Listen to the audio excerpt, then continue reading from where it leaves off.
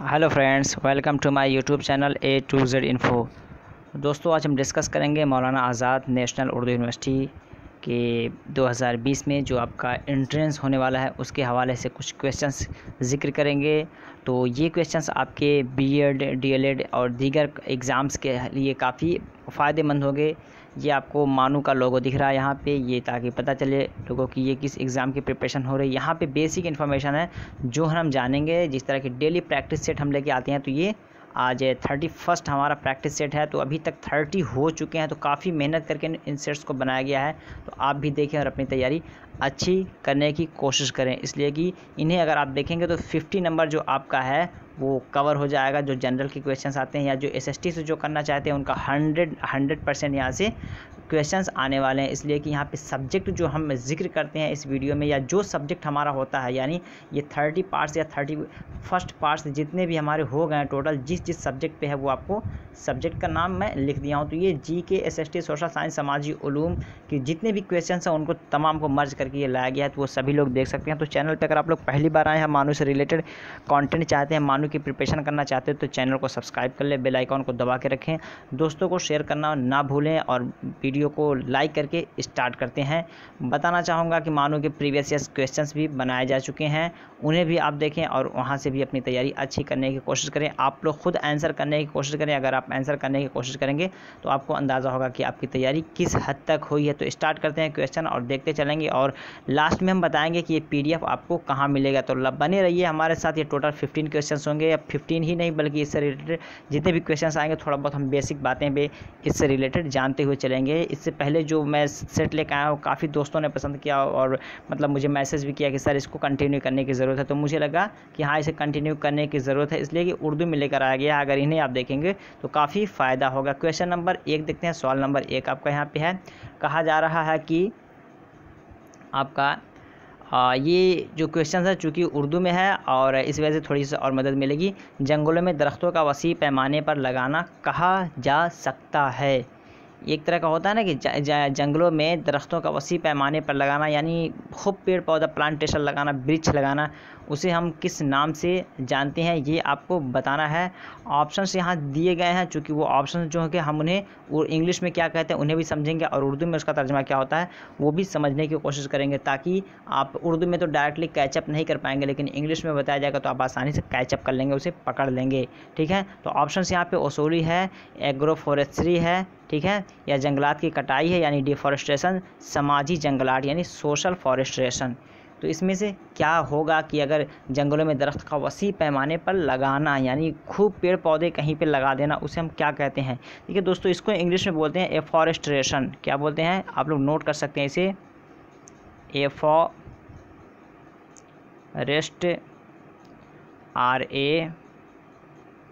RATION, afforestation बोलते हैं इसको इंग्लिश में। और उर्दू में इसका तर्जमा होता है आपका वसूली कह लीजिए, ठीक है, या फिर एक और निरपण आता है, ठीक है, निरपण भी इसको बोलते हैं, ठीक है, यानी पेड़ पौधे को ज़्यादा लगाना, ठीक है, फॉरेस्ट्रेशन करना उसे बोलते हैं। ठीक है, तो ये आपका पहला वाला ऑप्शन यहाँ उर्दू के हवाले से सही हो जाएगा। आप लोग प्रैक्टिस करें, ये प्रैक्टिस सेट आपको दिया जाएगा, वहाँ पे आंसर नहीं दिया जाएगा, ठीक है, तो आप लोग ऐसे ही प्रैक्टिस करें। आंसर अगर रहेगा तो 100% आप याद नहीं कर पाइएगा। तो विदाउट आंसर मैं आपको प्रोवाइड करवाऊंगा। ये इसका लिंक मैं कहाँ मिलेगा, ये मेरे वेबसाइट पे पड़ा हुआ है, और जितने भी आपके हैं 31 पार्ट्स हो चुके हैं टोटल वेबसाइट पे पड़े हुए हैं, आपको मिल जाएगा। एक वीडियो भी मैं बना दिया हूँ कि मेरे बनाए हुए ये प्रैक्टिस सेट आप कैसे रीड करें या कैसे इसे हासिल करके प्रैक्टिस करने की कोशिश करें, उसे आप देखें, वीडियो पता चल जाएगा। इसे मैं प्रोवाइड करवा दूँगा। फर्दर फिर आके आप वीडियो का जो आंसर है वीडियो में देखें। आप लोग एक कॉपी और पेन लेके बिल्कुल 1 2 3 करके प्रैक्टिस करें, उसके बाद आके इसका आंसर 1 2 3 हिसाब से देखें। लेकिन आप प्रैक्टिस जब तक कर रहे हैं तो आप खुद टिक करते रहें कि आपके कितने क्वेश्चन सही हुए, कितने गलत हुए। तो इस तरह से अंदाज़ा लगाया कि आपकी तैयारी उर्दू में GK, GS, SST कि ये जो या समाजी उलूम के जो क्वेश्चन से कैसे आते हैं उसका अंदाज़ा हो जाएगा। नेक्स्ट क्वेश्चन देखते हैं। क्वेश्चन नंबर आपका 2 है। क्वेश्चन नंबर 2 में कहा जा रहा है किसके ज़रिए मिट्टी की कटाई को रोका जा सकता है। ठीक है, किसके ज़रिए मिट्टी के कटाई को रोका जा सकता है। ये देख सकते हैं वो सभी लोग जो SST के हैं उनके सब्जेक्ट का है। और ये क्वेश्चन चूँकि एसएसटी का जो क्वेश्चन होता है वो आपका जीके में कहीं ना कहीं आता है, तो ये ज्योग्राफी का क्वेश्चन हम कह सकते हैं या ग्लोबल लेवल का ये जीके का भी क्वेश्चन बन जाता है। ठीक है, तो किसके ज़रिए मिट्टी के कटाई को रोका जा सकता है? मिट्टी के कटाई को क्या बोलते हैं? एक टर्म बोलते हैं अंग्रेज़ी में, उसको बोलते हैं इरोज़न। क्या बोलते हैं? इरोज़न। ठीक है, EROSION।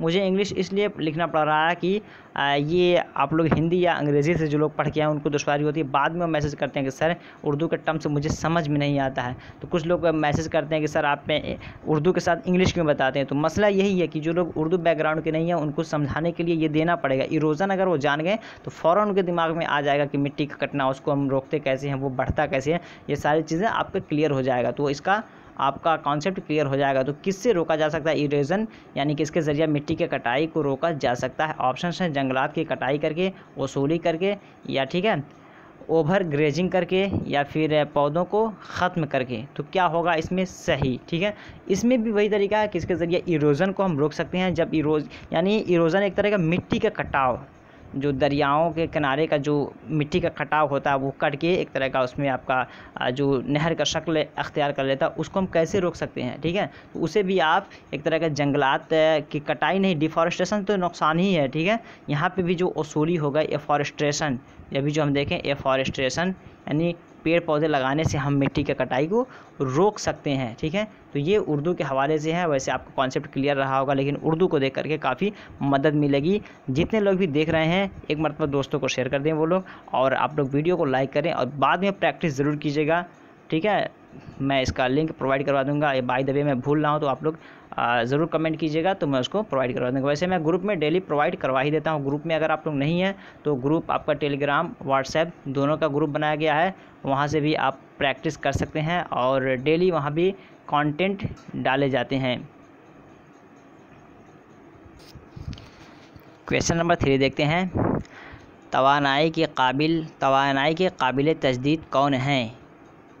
तवानाई मतलब कह सकते हैं कि एक तरह का, इनमें ये जो ऑप्शंस दिए गए हैं, ठीक है, इनमें से रिन्यू होने वाला कौन सा है जो रिन्यू हो सकता है? ठीक है, काबिल तजदीद बोलते हैं रिन्यूएबल, जिसको हम फिर पुनर्योग या क्या बोलते हैं हिंदी में उसको, कि फिर दोबारा उसे योग के मतलब प्रयोग के काबिल बनाया जा सके। रिन्यूएबल इंग्लिश में इसको बोलते हैं। तो कौन सी ऐसी एक एनर्जी है जिसको हम दोबारा यूज़ कर सकते हैं? ऑप्शंस आपके पेट्रोलियम, कोयला, जौहरी ईंधन या दरख्त। तो क्या होगा इसका सही ऑप्शन? यहाँ पे अगर ऑप्शन हम सही देखते हैं तो बिल्कुल ये दरख्त जो हमारा ट्री होता है ये रिन्यूएबल होता है। इसमें क्या होता है कि इसके जो ब्रांचेस होते हैं अगर वो सूख जाते हैं तो फिर उसमें से दूसरा ब्रांच निकलता है, तो ये एक तरह का आपका रिन्यूएबल होता है। उसके अलावा जितने हैं एक मरतबा यूज़ करने के बाद उन्हें दोबारा हम यूज़ नहीं कर सकते। पेट्रोलियम एक तरह का लिक्विफाइड चीज़ है, इसे यूज़ कर लेते हैं तो ये स्मोक होकर वेपर होकर अपना ये ख़त्म हो जाता है, इसका वजूद नहीं रह जाता है। तो इस वजह से ऑप्शन यहाँ पे 4 जो है बिल्कुल से हो जाएगा। नेक्स्ट क्वेश्चन देखते हैं।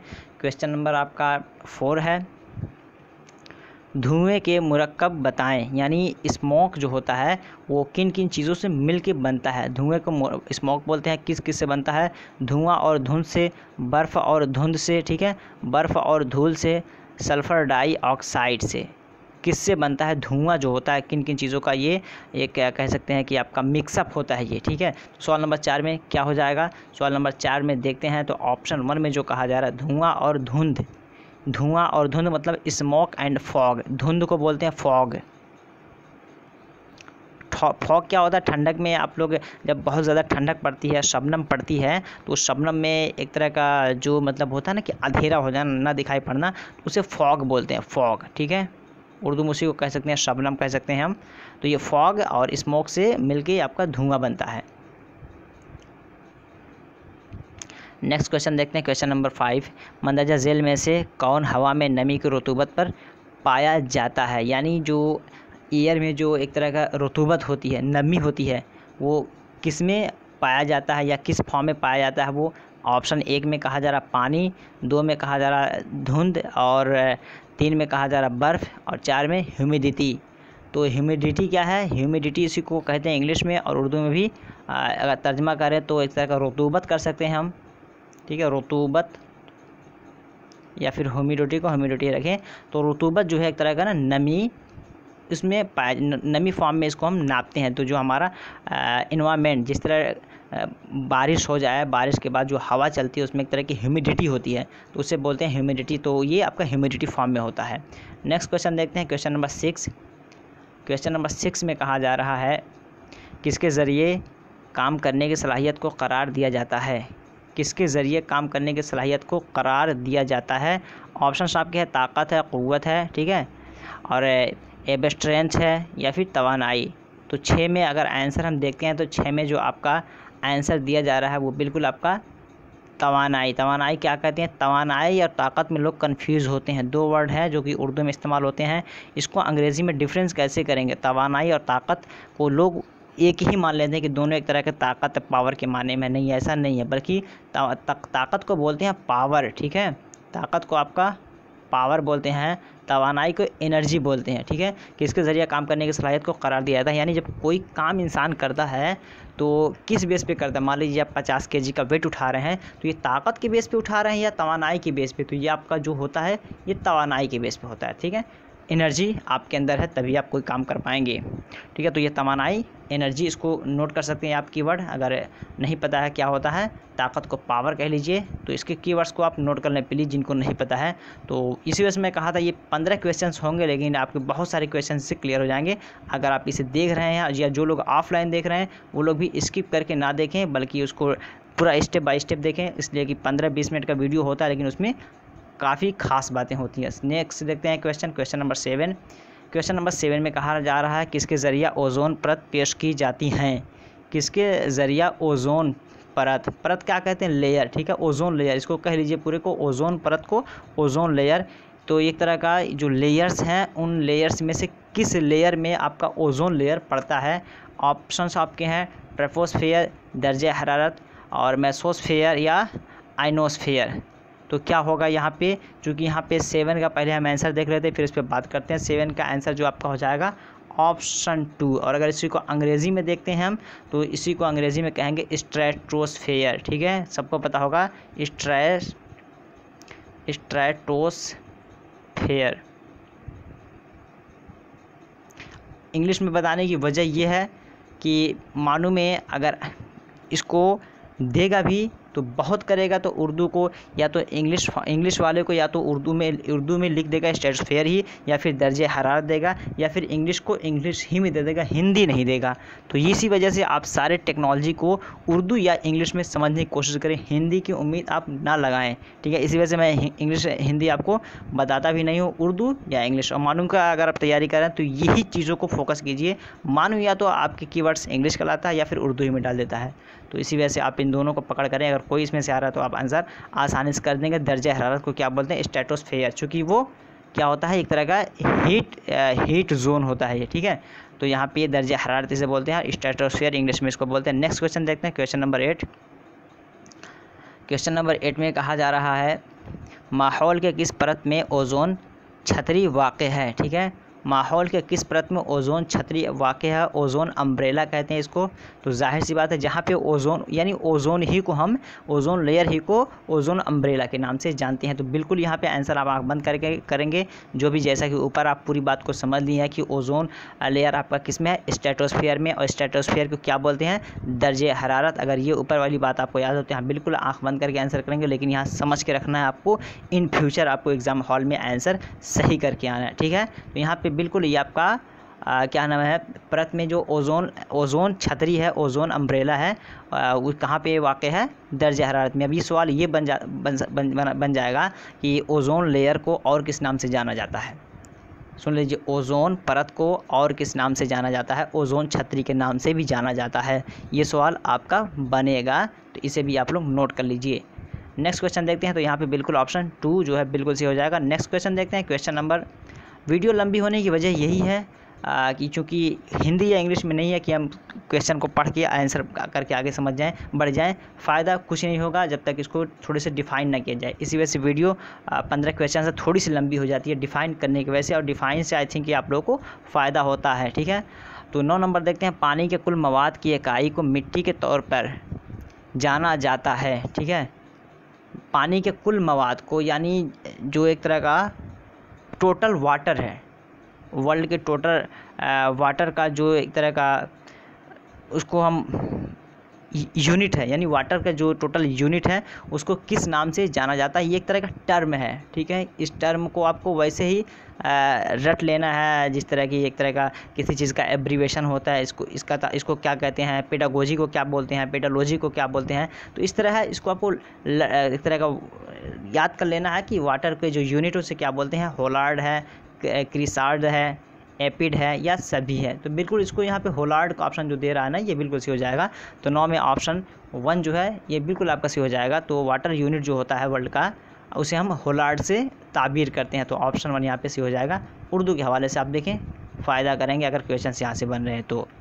नेक्स्ट क्वेश्चन देखते हैं, क्वेश्चन नंबर 10 में कहा जा रहा है कि मंदरजा झेल में से पेडोलॉजी कौन है। एक तरह का टर्म, जैसा भी मैं बोल रहा हूँ पेडागोजी, पेडोलॉजी, तो टर्म भी पूछे जा सकते हैं। या फिर एक और बताऊंगा कि यहाँ से सवाल कैसे बन सकता है। अभी तो एग्जैक्ट पूछ लिया कि इसका इसे मतलब किससे किससे क्या होता है या किन किन लफ्ज़ों से ये मिलके बना है, इसे भी समझेंगे हम। तो पहले पेडोलॉजी का आंसर देख लेते हैं। यहाँ पे दिया है पानी का मुताला, हवा का मुताला, मिट्टी का मुताला, इनमें से कोई नहीं। पहली बात तो यहाँ पे पता चल गया 10 में कि इसमें एक तरह का जो वर्ड है पेडालॉजी, इसमें पहला माना जो है, क्योंकि सब में मुताला दिया हो तो मुताला तो पाया ही जाएगा। लेकिन किसका मुताला है, पानी का मुताला यानी स्टडी ऑफ वाटर, हवा का मुताला स्टडी ऑफ एयर, या मिट्टी का मुताला स्टडी ऑफ सॉइल। तो क्या है अब ये पता करना है। तो यहाँ पे बिल्कुल 10 का अगर राइट आंसर हम देखते हैं तो स्टडी ऑफ सॉइल को हम बोलते हैं पेडालॉजी। ठीक है, तो पेडालॉजी को हम बोलते हैं स्टडी ऑफ सॉइल। अब ये पूछा जाएगा सवाल में कि पेडालॉजी का ताल्लुक़ किससे है। ठीक है, तो पेडालॉजी का ताल्लुक़ किससे है तो कह देगा कि मतलब सितारों से इसका ताल्लुक़ है। ठीक है, जिस तरह यहाँ पे दिया सितारों से ताल्लुक़ है, या फिर काश्तकारी से ताल्लुक़ है, या फिर एक तरह का इलेक्ट्रॉनिक से ताल्लुक़ है, या फिर ये मिट्टी से ताल्लुक़ है, ज़मीन से ताल्लुक़ है। तो मिट्टी ज़मीन वगैरह का जहाँ लफ्ज़ आएगा उससे आप रिलेट करके आंसर करेंगे। तो 2 तरह का बनता है, एक तो डायरेक्ट आंसर पूछता है और एक रिलेट करके थोड़ा बहुत पूछता है कि किससे इसका ताल्लुक़ है या किस फील्ड में ये काम करता है। तो यहाँ से भी सवाल बनते हैं। नेक्स्ट क्वेश्चन देखते हैं, क्वेश्चन नंबर 11। क्वेश्चन नंबर 11 में कहा जा रहा है कि जंगलात की कटाई क्या है, यानी जंगलात की जो कटाई होती है जिसको अंग्रेज़ी में कहते हैं डिफॉरेस्टेशन। सुन ले, काफ़ी है। डिफॉरेस्टेशन लिखूंगा, लंबा लग जाएगा वक्त। डिफॉरेस्टेशन क्या चीज़ है, यानी डिफॉरेस्टेशन से क्या इफ़ेक्ट पड़ता है, क्या मतलब उसका जो प्रभाव पड़ता है। ठीक है, उसका प्रभाव सकारात्मक नकारात्मक प्रभाव क्या है ये बताना है। जंगलात की कटाई क्या है, जंगलात की पैदावार है, जंगलात की तबाही है, जंगलात की तहफ़्फ़ुज़ है, इनमें से कोई नहीं। तो इसमें आप थोड़ा सा दिमाग लगाएंगे, चूँकि अगर ये इंग्लिश में बनता है तो थोड़ा सा दुश्वार होता है। यहाँ पे इंग्लिश में अगर इसको बनाते हैं दुश्वार होता है, लेकिन यहाँ पे तर्जमा कर दिया गया है। अगर अंग्रेज़ी में करता है व्हाट इज़ द डिफॉरेस्टेशन। ठीक है, तो डिस्ट्रक्शन ऑफ, यहाँ पे जो है ना डिस्ट्रक्शन ऑफ प्रोडक्शन हो जाएगा, जंगलात की पैदावार, डिस्ट्रक्शन ऑफ द फॉरेस्ट हो जाएगा, जंगलात की तबाही। तो ये सारे वर्ड्स अपने मुख्तलिफ अंदाज में ट्रांसलेट होते हैं, लेकिन यहाँ पे जो राइट आंसर हो जाएगा 11 का, वो बिल्कुल आपका ऑप्शन 2 जो है, जंगलात की तबाही, डिस्ट्रक्शन ऑफ द फॉरेस्ट, ये हो जाता है। जाहिर सी बात है, अगर जंगलों में हम जंगलों के पेड़ पौधे को हम काटेंगे तो एक तरह की जंगलों में तबाही हो जाएगी। इसलिए कि दुनिया में जितना % बताया गया है कि आई थिंक मुझे एग्जैक्ट नहीं याद हो रहा कितना, 33 या 37% है कि इतना % होना चाहिए बैलेंसिंग के लिए फॉरेस्ट एरिया। ठीक है, तो अगर उससे कम होगा तो एक तरह का कहीं ना कहीं डिस्ट्रक्शन, तबाही, बर्बादी पैदा हो जाएगा। तो जंगलात की तबाही ये आपका बिल्कुल आंसर यहाँ पे सही हो जाएगा। नेक्स्ट क्वेश्चन देखते हैं, क्वेश्चन नंबर 12।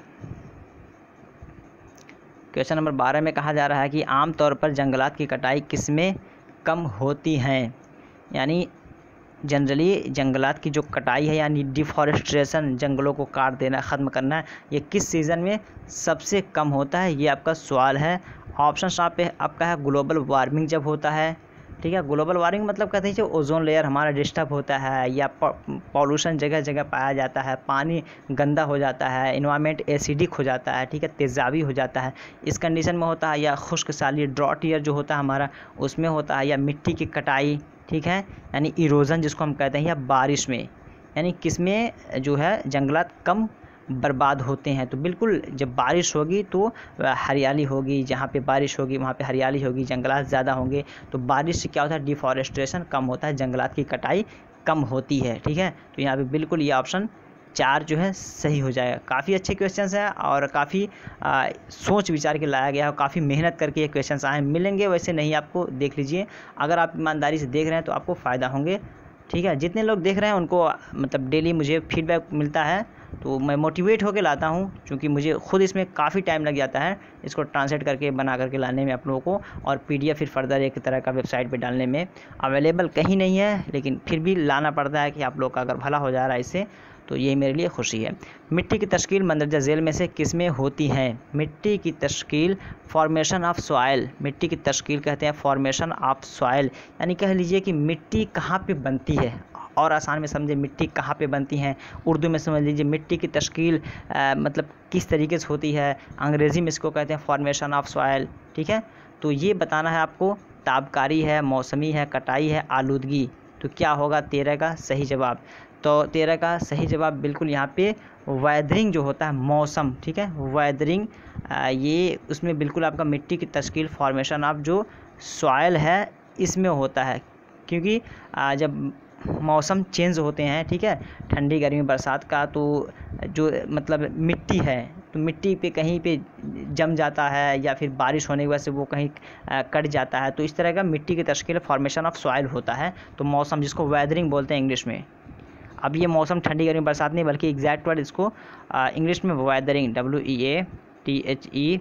WEATHERING नोट कर सकते हैं आप लोग, सुन करके बाद में सुन के लिख लीजिएगा, वेदरिंग। ठीक है, नेक्स्ट देखते हैं, लास्ट सेकंड क्वेश्चन होगा आज का। फिर कहना चाहूँगा कि चैनल पे जितने लोग पहली बार आए हैं, अब वो लोग चैनल पे अगर आ गए हैं तो सही जगह आए हैं, इसलिए कि यहाँ से आपको अच्छी तैयारी होने वाली है। तो चैनल को सब्सक्राइब करके बेल आइकन को दबा दें, दोस्तों को ज़रूर शेयर कर दें जो कोई भी मानू की प्रिपरेशन करने वाले हैं। लास्ट में व्हाट्सएप नंबर दूंगा, अगर ग्रुप आपको नहीं मिल रहा है डिस्क्रिप्शन बॉक्स में दिया हुआ है, वहाँ से आप लोग ग्रुप में डायरेक्टली ऐड हो सकते हैं। ग्रुप सेकेंड जो है उसमें आप लोग ऐड हों, ग्रुप फर्स्ट का स्ट्रेंथ जो है वो फुल हो चुका है, तो इसमें ऐड ना हो, क्योंकि ग्रुप सेकंड भी कुछ दिन बाद फुल हो जाएगा। तो इस वजह से मैं हमेशा रिकमेंड करता हूं कि आप लोग टेलीग्राम पे ज्वाइन हो। टेलीग्राम पे काफ़ी जगह है वो फुल नहीं होता है, लेकिन फिर भी आप लोग ग्रुप 2 में या टेलीग्राम पे ज्वाइन हो सकते हैं। अगर नहीं ग्रुप मिलेगा, मैं लास्ट में व्हाट्सएप नंबर दूंगा, आप मुझे अपना नेम भेजिएगा, मैं ग्रुप में ऐड कर दूंगा, ताकि जो भी इन्फॉर्मेशन हो, वीडियो हो, लिंक हो, PDF लिंक हो, वो सारी चीज़ें मैं वहाँ पे प्रोवाइड करवा देता हूँ। वहाँ से आप regularly time to time update होकर के अपनी तैयारी अच्छी कर सकते हैं। ठीक है, तो 14 नंबर में देखते हैं, मिल्चिंग में मदद मिलती है। मिल्चिंग में मदद क्या मिलती है? मिट्टी की ज़रख़ेज़ी। ठीक है, ज़रख़ेज़ी कह सकते हैं कि एक तरह का रिप्रोडक्शन कह सकते हैं इसको, रिप्रोडक्शन ऑफ सॉइल या कंजर्वेशन ऑफ सॉइल। ठीक है, या फिर मिट्टी नमी की तहफ़्फ़ुज़, इसको कह सकते हैं आपका 14 में जो है मॉइस्चर कंजर्वेशन। ठीक है, या फिर आप कह सकते हैं मिट्टी की साख्त में बेहतरी।